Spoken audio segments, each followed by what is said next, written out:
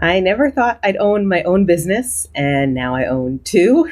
Even today, it's hard for me to believe that I'm running my own business and that I just started a nonprofit, which is technically a separate business of its own. It has not been a smooth journey, and I've learned a ton along the way. So I'm excited to share 5 key highlights that I've learned as an educator, as a business owner in this session today. Before we jump into those business lessons, let me tell you a little bit about myself. My name is Kim Cofino, and I'm from the US, and I started my teaching career in international schools. My husband and I moved internationally in August 2000 when I got my first job as an intern at Munich International School in Germany. At the time, I didn't even know I wanted to be a teacher. I just knew I wanted to live in another country. After working at MIS for a few months, I realized I loved teaching. I loved the school. I loved living internationally. I loved everything about it. So I proposed that I stay on, and I did my teaching certificate and practiced there and became a full-time teacher. We ended up staying in Munich for a total of 5 years. And once I started working in international schools, I found out that there were schools all over the world and that teachers move from school to school. So we decided to explore a different part of the world, and that's how we discovered we loved Asia, which is where we've lived since 2005.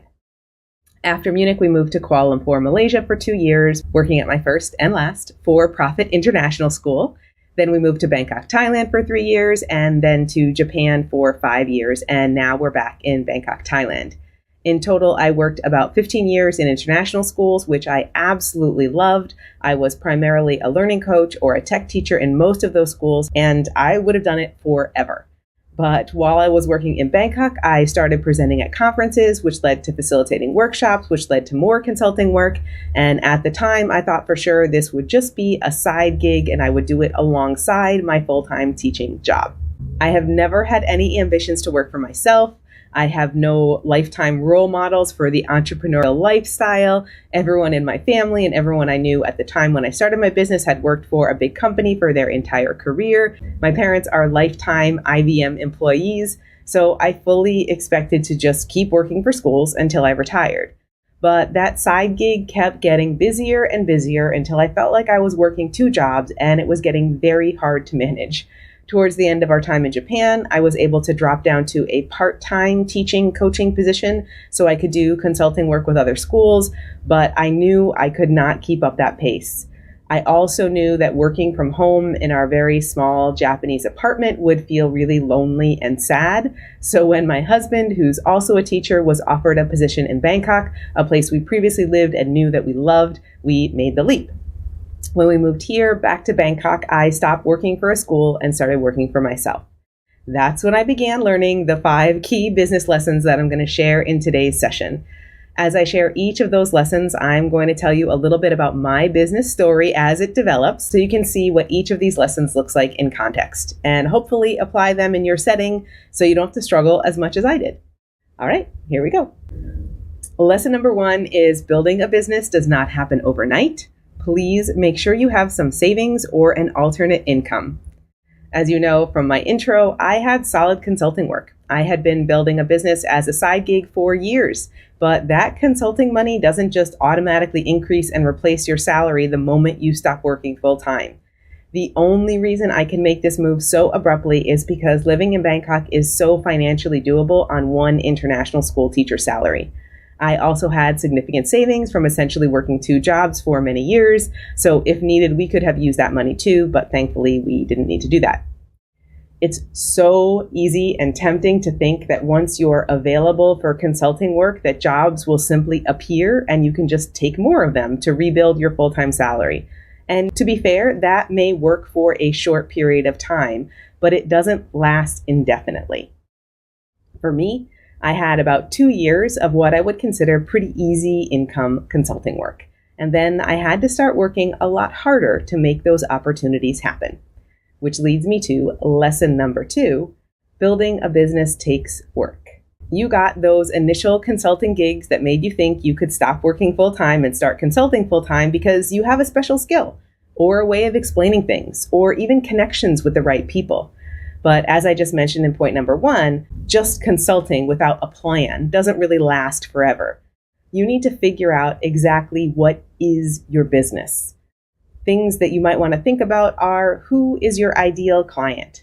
What do they need or want that you can offer? What's your product or service that they actually need? How are you going to help your ideal client learn about your product or service? And why would your audience or your ideal client want that product or service from you? How are you different from others? The harsh truth is everyone wants to be a consultant, but nobody wants to do the hard work to build a business. Building a business means you need to think about the alignment of your ideal client and the product or service you can offer and the price point that gets you to your financial goals. All that backwards planning that you did as a teacher can come in real handy when you're designing your business. For me, as those easy consulting opportunities started to become less easy, I started to think more about what I actually wanted from my business. Even though consulting sounds amazing, like this dreamy job where you just fly around and tell people what to do, for me, I really didn't like traveling every week or every couple of weeks. It's fun when you're there. I love the energy and enthusiasm I get from working with people in person, but the travel is exhausting. And on top of that, I'm a competitive powerlifter, and finding a gym to train at in new cities all the time started becoming a real hassle. I realized that what I really wanted was a business that primarily allowed me to work from home, which meant I needed to be much more intentional in actually designing my business. Which leads me to lesson number 3, you can't serve everyone. This continues to be the hardest lesson I am reminded of almost daily. In schools, we work with all stakeholder groups: students, teachers, parents, leaders, support staff, community members. It's our job to serve everyone. As a business owner, you have an ideal client, and that's really the only person you're trying to serve. There may be many of this kind of person, but you're really only thinking about them. You have so many skills and so much experience working with so many different people, but you have to start to let go of all the things you can do and focus on the one thing that you can do better than anyone else. The one thing you are so passionate about that also aligns with the needs of your ideal client. Finding that one thing is what business experts call defining your niche. For a long time, I really thought I could fight against that concept and I could keep doing all the things I was good at. But the problem is, when you're doing too many things, it's very hard for your audience to connect with you and for you to become the first person they think of when they have the specific need that you're trying to solve. I still find this really challenging. I have many things I want to do. I want to say yes to everything. I want to be able to create workshops and consult on anything and everything. And although that might help me make money in the short term, not only is it increasingly hard to customize every single thing for every single opportunity, always creating something new, I want people to reach out to me because I have what they need and they know they're going to walk away satisfied after they work with me. The reality is that as you build your business, you are designing your work life. You need to be intentional about creating a business that serves both you and your client. The hard part about this is that just because you want to do a thing doesn't mean that others want to pay you to do it. When I realized I wanted to work primarily from home, I knew I would focus on creating courses. I already had an established online course program that I had developed with another colleague when I worked in Bangkok called the Certificate of Educational Technology and Information Literacy, COTAIL. We had been running that course for many years, and I knew I could develop another quality online course in that style. So I did. I created the course that many of the graduates of COTAIL were asking for. At the time, they were being asked to become coaches, and they wanted a program that would help them learn coaching skills. So my second certificate program is called the Coach Certificate and Mentorship Program, and it's designed for instructional coaches or educators who want to become an instructional coach. Many of our COTAIL graduates took that course. Then, with clients in the coach and on my podcast, Coach Better, I started seeing a trend in many of my conversations. I was speaking to many female educators who were informal leaders in their school setting. But when I highlighted their work as leadership, they immediately responded with, "Oh no, I'm not a leader." Hearing all those conversations and feeling kind of that same way myself, I thought I could use my podcast to kind of uncover the realities behind being a woman in leadership and education. So I interviewed over 70 successful female leaders, and from those interviews, I created my third certificate course that's called Women Who Lead. After hosting annual global cohorts of Women Who Lead for several years, I realized that I wanted to share these stories more widely. So I thought I would take the leap and publish a book. I was able to publish my very first book through Routledge with my co-author, Dr. Christina Botbill. Our book is called Finding Your Path as a Woman in School Leadership. For several years in my business, I offered these 3 certificate programs at different times of the year. It worked really well, but there was one key problem, which leads me to lesson 4. You need a business model. The reality of being an entrepreneur or a small business owner is that you need to know how and when you're going to earn money. There's no big company or school sending your paycheck into your bank account every week. You need to think about how much money do you need to make? How much time do you want to spend on a daily or weekly basis to earn that money? What do you want to do during that time to earn that money? And how much can your ideal client actually pay for that service or product? So how much work do you need to do to meet your financial goals? There are tons of business models. In this session, we've been talking about consulting, which can mean any number of things from providing workshops and trainings to small groups or the whole school, all the way to school audits and customized advice based on your expertise. But there's also coaching, memberships, courses, physical products or resources, content creation, curriculum development. The list is endless because technically you could make or do anything you want, as long as there's someone out there to pay you the amount of money you need to make it sustainable for you. And that's the key. A sustainable business model is something you can continue to do that meets your financial needs and that an audience of ideal clients actually wants. This is also part of what you need to be thinking about as you design your business. As you grow and learn, your business can change over time. You don't have to get stuck in one model if you discover it doesn't work. But you do have to start somewhere with some kind of intentionality around what is your business model. Which brings me back to my story. Last time I was telling you about my story, I was offering Coattail, the Coach, and Women Who Lead each once a year, and things were working well. But I started to uncover a problem. Even though these 3 programs are great, and I still love them, and graduates left very satisfied, many took all 3 certificate programs because they love learning with me and my communities.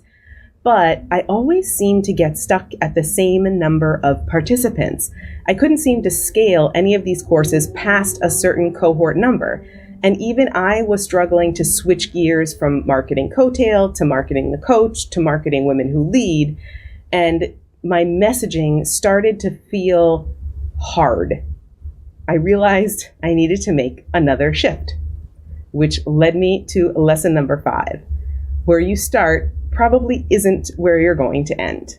In my opinion, the best thing about owning a business is seeing everything like a puzzle, trying to figure out what's working and what's not, and doing more of what's working and less of what's not. This is an entrepreneurial mindset. There is a constant opportunity to adjust and change to design exactly the right business that suits both your needs and your clients' needs. But this kind of change and adaptability isn't always easy. Letting go of something you love because you realize it's no longer serving your business or transitioning into a new area can feel scary and unsettling. You might uncover that what your ideal client wants might not be the thing you actually want to offer. No 2 days as a business owner are alike. And if this is an area you want to grow, you have to be comfortable with that constant change. It is really all about your mindset. If you can see these times to pivot and adjust as an interesting puzzle or an exciting opportunity, you can keep going and keep getting closer to your ideal sustainable business. I know I would certainly not describe myself as an entrepreneur because I think that's someone who keeps opening more and more businesses. I would describe myself as a business owner, but I surprised myself by starting another business in this last year. If you can develop the skill set of seeing how you can solve a particular problem, and being tenacious enough to continue to adjust and adapt as you learn, you can grow one or more businesses over time too. This all leads me to the current stage in my journey, and I'm right in the middle of it, so I don't know if it's the right move or not yet. But after realizing that I had a business model that works, annual global cohorts of online courses, but I was struggling to scale those courses, I realized that focusing on the model was not enough. I needed to go back to my third lesson and recognize that I can't serve everyone. The reality of those 3 courses are that they really are 3 different ideal clients. Over time, I might get to a place where I can serve 3 ideal clients, but where I am right now, I'm not there. I needed to make it very easy, like ridiculously easy, for my ideal client to find me. And having 3 separate programs with 3 separate ideal clients was making that really hard. Around the time that I started to make this mindset shift, I was interviewing Jennifer Abrams on my Coach Better podcast. And when I asked her advice about writing a book, she said, "You need to decide what you want to talk about for the rest of your life." So I looked at what was working best. I looked at what was easiest for me to talk about, where I felt like I had that special intersection of expertise, passion, and service. And for me, that was serving instructional coaches at all stages of their professional journey. After so many years building coaching programs in schools myself and working with instructional coaches in schools around the world, I knew that I was, and still am, most passionate about advocating for and supporting instructional coaches and instructional coaching in schools. I was also finding that the coach was growing faster and easier than the other 2 programs, and the most requests I had for additional work or support were around instructional coaching. The work I was doing to promote my programs, the marketing I was doing on social media, on my podcast, was most naturally connected to instructional coaching. All of those things started to align. This meant that for now, I had to pause our annual global cohorts of Coattail and Women Who Lead. Even though I had just published my book about women in leadership, which is a natural alignment to the Women Who Lead program. It was not easy. It continues to be challenging to focus on just one thing and to let go of those other projects I feel really strongly about. But this is the space where my business has capacity and I have the most to give. This is the space that I need to explore scaling and growing into, and then potentially I can bring back those other 2 programs. Now, I still actually have 3 annual global cohorts, but the difference is that they're all for instructional coaches. They're all serving the same ideal client. One course is for educators moving from classroom to coaching. That's called Getting Started as an Instructional Coach. The next is the Coach Certificate and Mentorship Program for current instructional coaches who want to be more intentional and strategic in their coaching role. And the newest one is called Coaches as Leaders for instructional coaches who are ready to leverage their coaching experience into leadership. Although there has been a lot of similarity in what I've been doing over all of these years, every year within my annual, quarterly, monthly, and weekly reflection process, I keep coming back to refine and adjust the products and services I offer to better meet the needs of my ideal client and build a sustainable business that I believe I can continue to grow over time. My business is called Eduro Learning, and our mission is building community through coaching. In addition to those 3 annual cohorts of courses designed for instructional coaches, we provide custom strategic development of instructional coaching programs specifically for international schools. We work with leadership teams, coaches, and curriculum leaders to support you in developing a sustainable and thriving coaching culture. To support this work, we have custom consulting, we have those online courses, and virtual or remote coaching. I also host the Coach Better podcast and regularly share tons of free content on Instagram, YouTube, and LinkedIn, and my podcast. If you're curious and you want to learn more about this business that I've grown over time, you can find everything about Eduro at edurolearning.com. To be fair, even though I'm 10 years in, it really feels like this is still the beginning of my journey. Every year feels like a new opportunity to reinvent myself and my business, and I love being able to take advantage of that. There have been some big shifts in the world, a global pandemic, within my business, team members coming and going, and shifts within my audience in the context of international schools. So there's always an opportunity to change and adapt and, dare I say, pivot. Even though there's a lot more to think about when building your business, things like learning how to sell your offers, to managing multiple income streams, to dealing with all of this uncertainty, I hope these 5 lessons within the context of my story helps give you a picture of how you might grow your own business. The key I hope you take away is that you have to build your business. It takes work, it takes decisions, it takes dedication, it takes that entrepreneurial mindset, and it takes time. It takes time to figure out where your personal zone of genius is and where that intersects with what your ideal client actually wants and needs. It takes time to figure out what you can continue doing and potentially scaling to meet your financial needs within a reasonable span of time in your day, in your year. It takes time to figure out how you can reach out to your ideal client and how you can sell them the offer that you have. It takes time to figure out how you need to refine your vision and mission, especially when you come from an education background where you're used to serving a whole community of stakeholders. All of these puzzle pieces are an exciting opportunity to build the business you're dreaming about, and it's okay if that ends up differently from where you started. In fact, my story isn't over yet. Recently, I saw a very specific problem that my clients were struggling with again and again. And I knew I couldn't solve this particular problem within my current business, primarily due to the limitations as a solo business owner, but I could build another business to address it. That's how I ended up starting a nonprofit. In conversations with so many of my clients, I realized that international school coaches were struggling with a really consistent problem. They need standards for instructional coaching that are specific, yet flexible enough to meet the needs of each unique school community. They need actual research and resources designed specifically for the unique international school community. Although, of course, I could do this work on my own through Eduro Learning, I also knew that this work would be best received by educators if it came from a nonprofit with a global team of educators and an experienced board, rather than a small business run by just one person with just one perspective. Thanks to all the time I had invested in Eduro, learning how to build and run a sustainable business, I knew I could start a nonprofit that would empower a global team of educators to advocate for and support instructional coaching at the systemic level for all international schools. And that's how I ended up with this second business, this nonprofit. Our organization is called the Association for the Advancement of Instructional Coaching in International Schools, or AAICIS. Our mission is to empower educators, cultivate thriving communities, and unlock student potential through advocacy centered on instructional coaching. I would never have had the confidence to start another business without having had the experience of growing my own. But now I know that everything is figure outable, and when I take the business lessons that I shared here, plus a bunch more that I've learned, I know I can apply them in a new context. And I get the chance with AAICIS to start again and make it smoother.